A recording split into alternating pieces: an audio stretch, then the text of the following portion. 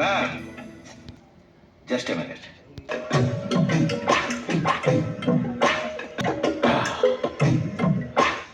நீ என் விருப்பத்தை கேட்கலையே, விரும்பல.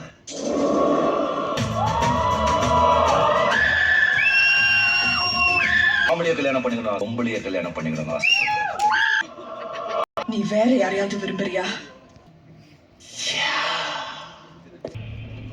என்னை பத்தி உனக்கு ஆசைப்பட மாட்டான்.